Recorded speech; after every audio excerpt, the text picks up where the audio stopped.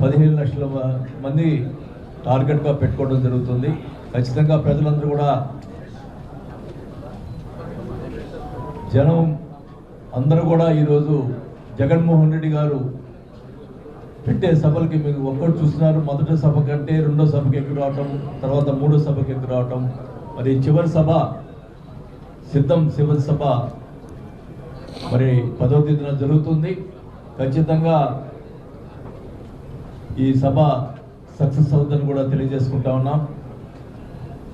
42 నియోజకవర్గాలకు సంబంధించినటువంటి ఎమ్మెల్యేలు అలాగే ఇన్ఛార్జీలు సమన్వయకర్తలు అందరూ కూడా నాయకులు కార్యకర్తలు సమయంతో పనిచేసి ఖచ్చితంగా కూడా ఈ సభను సక్సెస్ చేస్తారని కూడా నేను భావిస్తూ ఉన్నా.